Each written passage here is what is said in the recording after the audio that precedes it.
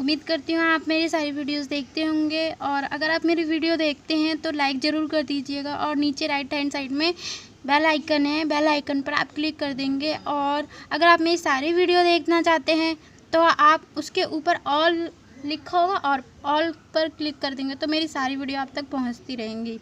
तो आज का हमारा क्वेश्चन है कि आक्रामकता और दबंगता क्या होता है। तो दबंगता क्या होता है, पहले तो मैं आपको बता देती हूँ कि मैं आपको बीएड के क्वेश्चंस बताती हूँ। बीएड का हमारी फर्स्ट बुक है जिसके मैं क्वेश्चंस आपको बता रही हूँ, और ये कॉमन बुक है। बाकी हमारे और भी बुक्स हैं, उसके बारे में भी मैं आपको डिटेल में समझाऊंगी क्वेश्चंस। तो आज हमारा है आक्रामकता क्या होता है। आक्रामकता का मीनिंग बताऊंगी मैं आपको। आक्रामकता क्या होता है कि ये वो शब्द होता है जिसमें हमारे जो अर्नल्ड बास हैं, इन्होंने 1961 के अनुसार आक्रामकता को एक नेचर के रूप में दूसरों को प्रॉब्लम क्रिएट करना या दूसरों को हानि या कष्ट पहुंचाना, इसको बताया है। जिसमें हमारे कुछ ऐसे भी ग्रेट लोग हैं जिन्होंने अपने अपने विवरण दिए हैं, जो जैसे वर्चेल हैं और कपूर हैं। इन्होंने 1979 में अपने विवरण दिए हैं। और फिर उसके बाद हमारे शाइंडर ने भी अपने विवरण दिए हुए हैं। उसके बाद हम बताएंगे कि परिभाषा क्या होती है। परिभाषा में हम कह सकते हैं कि जैसे किसी को नुकसान पहुंचाना, किसी भी तरह से कष्ट पहुंचाना, या फिर पशुओं, लेकिन जो जानवर होते हैं वो उनके अंदर ये नेचर नहीं होता। वो उनके जो अपनी इंटेंशन होती है वो उसके अकॉर्डिंग भी नहीं करते हैं, क्योंकि वो जानवर होते हैं। वो किसी को प्लान बना के तो हिट नहीं करते हैं, ऐसा तो आपने देखा नहीं होगा कहीं। तो उनमें अलग तरह की धारणा होती है, और जो ह्यूमन होते हैं, ह्यूमन बीइंग में अलग तरह की धारणाएं पाई जाती हैं, जिसे नेचर कहते हैं। और जो उनमें संवेग होते हैं, समझने की शक्ति जो होती है, वो पहले से भी उपस्थित हो सकती है और नहीं भी। आक्रामक जो व्यवहार होता है वो हर एक प्राणी में हमेशा के लिए नहीं होता, या होता भी है, इंसानों में होता है, जानवरों में नहीं होता। हम सभी तरह के व्यवहार जो होते हैं कुछ ना कुछ, या सब में अलग अलग डिफरेंस पाए जाते हैं। अब इसके प्रकार में बताऊंगी। टाइप्स कौन से होते हैं। पहला तो होता है शारीरिक आक्रामक व्यवहार। इसमें क्या करते हैं हम दूसरों को मारते हैं, पीटते हैं, दांत काट लेते हैं। तो ये आपके बॉडी से रिलेटेड यानी फिजिकल एग्रेसिव बिहेवियर कहलाता है कि आपका नेचर उसी वक्त पता चल जाता है लोगों को। फिर आता है हमारा मौखिक आक्रामक व्यवहार, यानी इसमें वर्बल एग्रेसिव बिहेवियर। आप अपने मौखिक तरीके से किसी को कुछ भी कहकर उसे क्षति या फिर दुख पहुंचा सकते हैं, उल्टा सीधा बोल के या कटु शब्द बोल के। फिर आता है हमारा प्रत्यक्ष आक्रामक व्यवहार। इसमें डायरेक्ट एग्रेसिव बिहेवियर।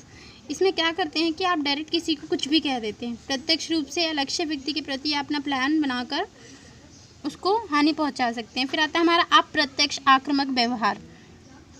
इसमें इनडायरेक्ट एग्रेसिव बिहेवियर होता है। इसमें क्या होता है कि हम किसी को इनडायरेक्ट तरीके से कुछ भी, यानी अधीनस्थ कर्मचारी और अपने अधिकारियों के विषय में बातचीत के माध्यम से आप मतलब एक दूसरे डायरेक्ट ना बोलकर एक दूसरे से बातों को पास करवा के उनके लिए कुछ रूढ़िवादी मतलब नेचर रख के या रूढ़ी नेचर रख के या फिर कुछ भी अपने अकॉर्डिंग या फिर अपने बातों के अकॉर्डिंग के लिए कुछ उल्टे ढंग से कहने का मतलब है कि उल्टे ढंग से बोलकर आप उनको कष्ट पहुंचा सकते हैं।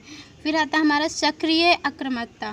सक्रिय आक्रामकता में क्या होता है, एक्टिव एग्रेशन। इसमें क्या होता है कि आप किसी भी व्यक्ति को सक्रिय होकर नियत से लक्ष्य व्यक्ति यानी टारगेट करते हो, प्लान बनाते हो और उसे क्षति पहुंचाने का प्रयास पूरा करते हो।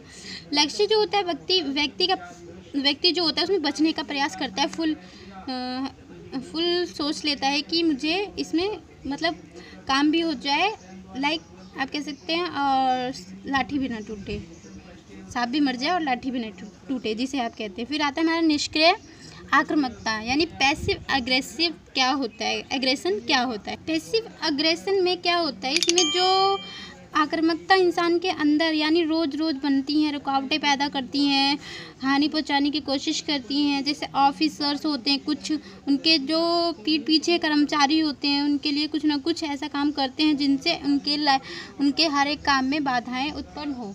तो ये हो गया निष्क्रिय आक्रामकता। फिर आता है हमारा संवेग आधारित आक्रामकता। इसमें क्या होता है कि कोई भी व्यक्ति है उसको किसी न किसी प्रकार से नुकसान पहुंचाने की कोशिश करता है दूसरा इंसान। तो ये हो गया संवेग आधारित आक्रामकता, इमोशन बेस्ड एग्रेशन, यानी कुछ ना कुछ बोलकर या कोई भी तरीका वो अप्लाई कर सकता है। फिर आता है हमारा नैमित्तिक आक्रामकता, इसमें इंस्ट्रूमेंट एग्रेशन होता है। इसमें क्या होता है, जैसे प्रलोभन आक्रामकता, इंसेंटिव एग्रेशन जिसे आप कहते हैं। इस प्रकार की आक्रामकता जो होती है ये लक्ष्य आत्मरक्षा या किसी अन्य लक्ष्य की प्राप्ति होती है, जिसमें क्या होता है जैसे मुक्केबाज या दूसरे मुक्केबाज को क्षति पहुंचाते हैं। आपने देखा होगा आपने टीवी में देखा होगा कि जो मुक्केबाज होते हैं अपना जो गुस्सा होता है अपने काम के या दूसरे को खुद जीत कर दूसरे को क्षति पहुंचाते हैं। फिर आता हमारा कि आक्रामकता के क्या सिद्धांत होते हैं। तो मैंने आपको बता दिया 8 हमारे प्रकार होते हैं, टाइप्स होते हैं, टाइप्स ऑफ एग्रेशन। अब मैं बताऊंगी सिद्धांत क्या होते हैं। सिद्धांत में क्या है कि पहला तो होता है जैविक यानी बायोलॉजिकल थ्योरी। बायोलॉजिकल थ्योरी में कोई ऐसा नेचर जो स्वयं जीव के अंदर ही विद्यमान होता है, यानी खुद से ही हमेशा से ही वो अंदर से ही ऐसा होता है जिसके अंदर रूढ़िवादी प्रथा रूढ़ नेचर होता है। वो वातावरण या अधिगम से जुड़े नहीं होते। आक्रामकता का संबंध उनके दिमाग से कुछ अध्ययनों में पाया जाता है कि ये जो आक्रामकता है ये जैसे आपने जो टेस्टोस्टेरोन होता है, इसमें कई हमारे मनोवैज्ञानिक जो बड़े बड़े वैज्ञानिक हैं उनका मानना है कि जो हमारा माइंड होता है इसके कई उद्दीपक होते हैं जिसके कारण जो प्राणी होते हैं उसको पीड़ा पहुंचती है यानी दुख होता है, और जो दुख होता है उससे उसका नेचर सामने आ जाता है। कई तथ्यों से भी माना गया है कि जो तय होता है यानी तय नहीं कि आक्रामकता बायोलॉजी के आधार पर क्या है कि कुछ लोग कहते हैं तय भी नहीं है, कुछ कहते हैं तय भी है। तो जैविक आधार पर ये विभिन्न सिद्धांतों का प्रश्नल है। ये सिद्धांत जैसे हो गया इनके बारे में मैं आप बताऊंगी। कुछ लोग कहते हैं कि ये तय है और कुछ कहते हैं नहीं तय है। क्या आप क्या सोचते हैं, या किसी को हानि पहुंचा रहे हैं या नहीं पहुंचा रहे हैं, या पहुंचाने या उसको प्रॉब्लम क्रिएट कर रहे हैं या उसको दुख देने की सोच रहे हैं। तो ये सारी चीज़ें कुछ लोगों का कहना है कि तय है, कुछ लोगों का कहना नहीं है तय। तो उसके बाद है कि इसके सिद्धांत कौन से होते हैं। हमारे कुछ थ्योरीज़ हैं उसके बारे में बताती हूँ। पहला है उद्विकासात्मक सिद्धांत, इसमें इवोल्यूशनरी थ्योरी है। आप थ्योरी ध्यान से पढ़ना, थ्योरी बहुत इंपॉर्टेंट है। आपको थ्योरी आ सकती है एग्जाम में आ सकती है नहीं आएगी। इस सिद्धांत में क्या होता है, जो डार्विन है हमारे इन्होंने स्पष्ट किया है कि जो लड़ाई होती है ये उद्विकास में एक प्रमुख क्रिया अपनी निभाती है। इसमें जो भी प्राणी होता है अपनी मनपसंद की चीज़ें प्राप्त करने के लिए जूझता है, लड़ाई झगड़ा करता है।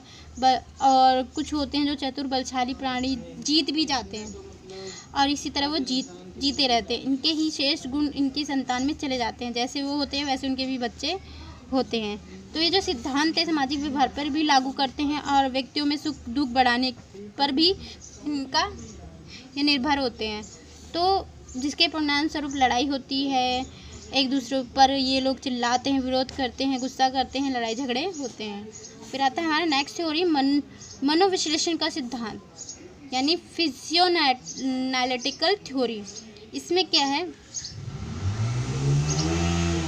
कि एक मूल प्रवृत्ति होती है जो समस्त व्यवहार को अभिप्रेत करती है।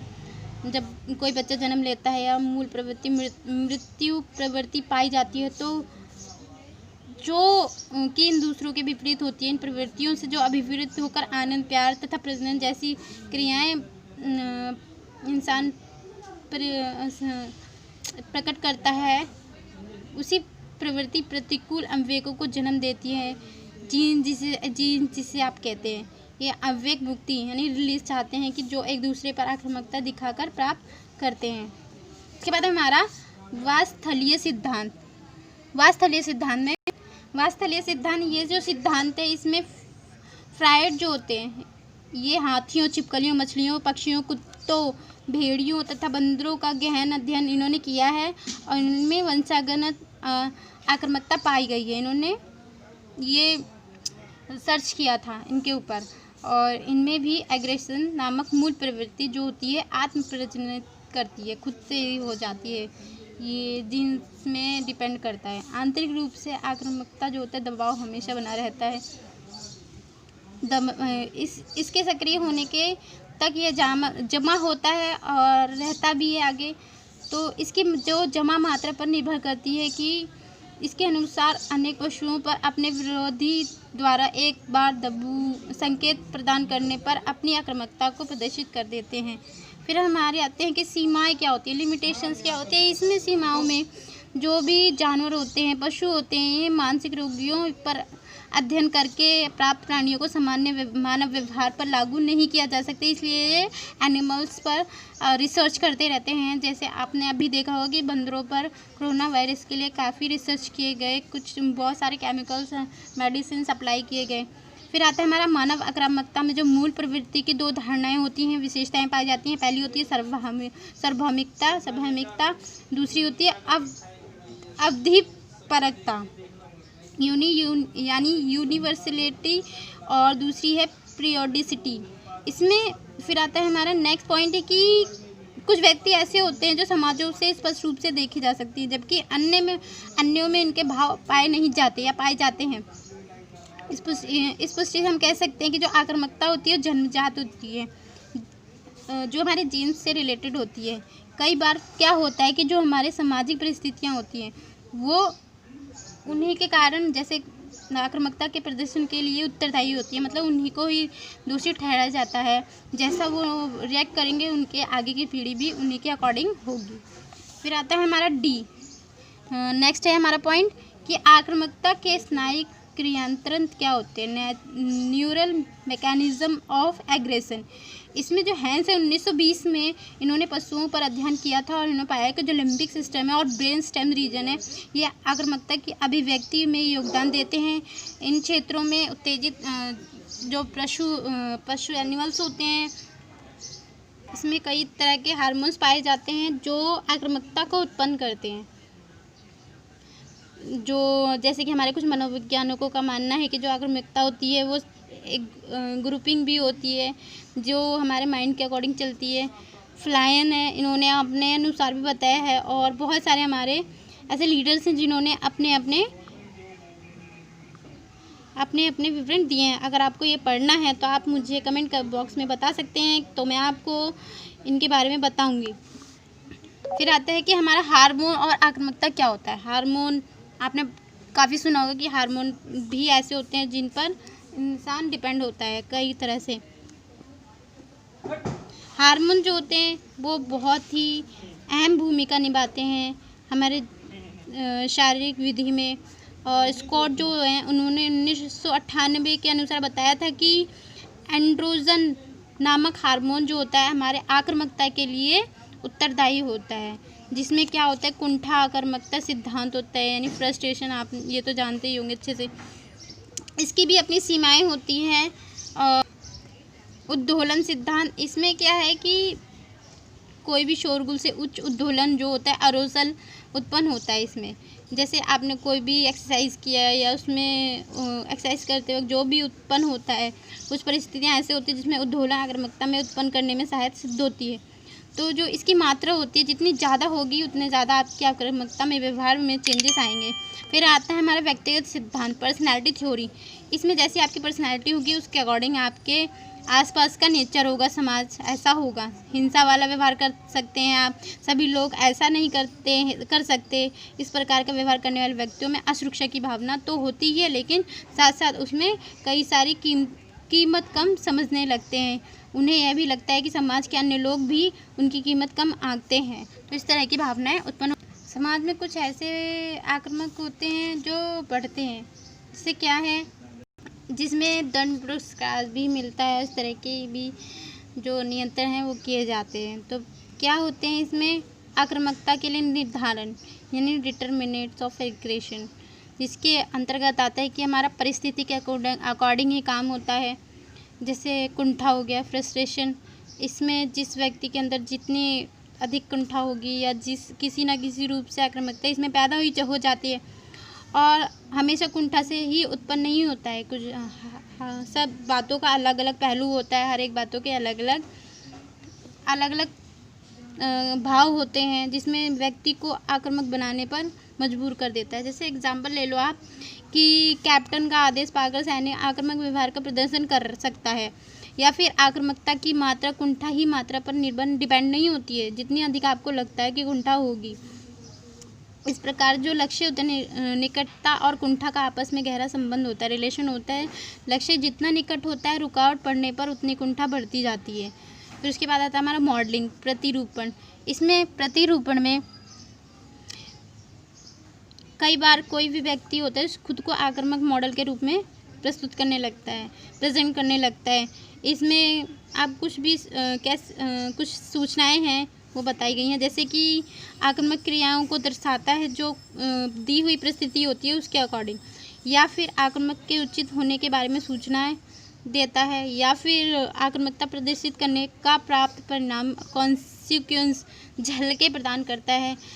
तभी पुरस्कार प्रदान करने वाले आक्रामक व्यवहार को प्रत्यक्ष ऑब्जर्व अनुकर करते हैं और इसी अकॉर्डिंग उनको प्रेजेंट या फिर पुरस्कार देते हैं। कुछ लड़कियों में औरतों को मॉडल के रूप में चुनते हैं, लड़के भी होते हैं, तो ये मॉडलिंग में आ गया। फिर आ गया अटैक। अटैक में क्या होता है कि कुछ आक्रामकता पर उत्पन्न होती है। कई बार ऐसा होता है कि देखा जाता है कि कोई भी परिस्थिति होती है, कई ऐसी परिस्थितियाँ होती है जिसमें शारीरिक और शाब्दिक आक्रमण का आक्रामक व्यवहार होता है, यानी आप फिजिकली और शाब्दिक तरीके से वर्डिंग के अकॉर्डिंग भी जो आपकी आक्रामकता होती है उसे व्यक्त करते हैं दूसरों के सामने। जैसे वांछित छेड़छाड़ की अपेक्षा शारीरिक छेड़छाड़ या उद्दीपन आक्रामक व्यवहार को अधिक उत्पन्न करता है। इस प्रकार आप देखते हैं कि एक व्यक्ति जो होता है दूसरे के लिए आक्रामकता का व्यवहार दूसरे के लिए करता है। फिर आता है हमारा वेपन्स। वेपन्स में क्या होता है, जो कुंठित व्यक्ति होते हैं वो अपने उनके हथियार दिखाई पड़ जाते हैं कई बार, तो उनके जो नेचर होते हैं उनकी संभावना बुरे होने की बढ़ जाती है। हमारे टर्नर है, उन्होंने 1977 में बताया है कि जो अध्ययनों में कुछ अध्ययन ऐसे होते हैं जिनमें पाया जाता है कि जो हथियार होते हैं उनमें उपस्थित व्यक्ति में आक्रामकता तथा दंगों की संभावना में वृद्धि करती है, और ये मनोवैज्ञानिकों के अनुसार कुंठा जो होती है उकसाहट के बाद ही बढ़ती है। फिर आता है हमारा तापमान व शोर, टेम्परेचर एंड नॉइज़।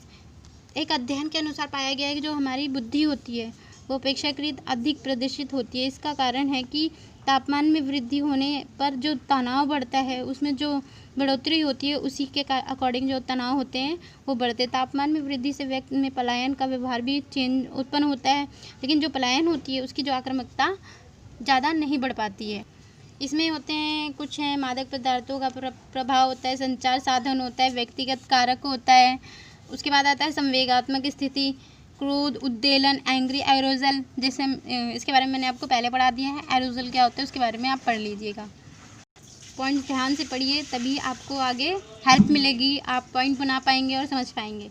कुंठा की जो प्रबलता होती है यानी स्ट्रेंथ ऑफ फ्रस्ट्रेशन, कुंठा का मन मानापन होता है जिसमें आक्रामक संकेत होते हैं। सामान्य उद्वेलन होते हैं, जनरल एरोजल, यौन उद्वेलन। उसके बाद आता है उद्वेलन के अन्य प्रारूप होते हैं, अदर फॉर्म्स ऑफ एरोजल्स, एज, लिंग, पर्सनैलिटी। तो ये सारी चीज़ें आपको आक्रामकता में देखी जाती हैं। इन्हीं सब चीज़ों को जोड़कर ही हमारे अंदर आक्रामकता पैदा होती है, उत्पन्न होती है। अब इसकी रोकथाम आप कैसे कर सकते हैं? रोकथाम के लिए आपको क्या करना होगा कि आपको दंड देना होगा। इसकी भी कुछ सीमाएं होंगी, जैसे जैसे आप दंड बनाएंगे उसके रूल्स और उसके क्रोध जो भी हैं आपको पॉइंट्स बनाने होंगे, सीमाएं रखनी होगी, उसके अकॉर्डिंग ही उनको दंड देना होगा। दंड को प्रभावी बनाना है, यानी दंड ये नहीं कि आपने सिर्फ दंड निर्धारित कर दिया और उसके लिए कुछ करते नहीं हैं। अगर आप कोई भी रूल बनाते हो तो रूल को अप्लाई भी होना चाहिए, वो भी लिमिट में। फिर आता है हमारा रेचन क्रिया, कैथराइसिस। कैथराइसिस में क्या होता है, जो हमारे अरस्तु इन्होंने बताया था कि इसके महत्व की ओर संकेत दिया जाता है कि कई विधियाँ ऐसी होती है जिसके अंदर ऊर्जा को मुक्त किया जाता है। खेलकूद, व्यायाम, फिल्मों में हिंसक दृश्यों को देखना।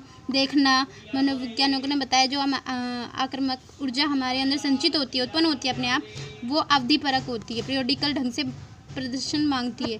कुंठा भी इसी प्रकार संचित होती रहती है और कुंठा पर आधारित ये ऊर्जा मुक्ति चाहती है। फिर आता है हमारा ट्रेनिंग इन सोशल स्किल। आप जिस भी स्किल के अंदर चाहते हैं उसके अंदर ट्रेनिंग ज़्यादा होना ज़रूरी है।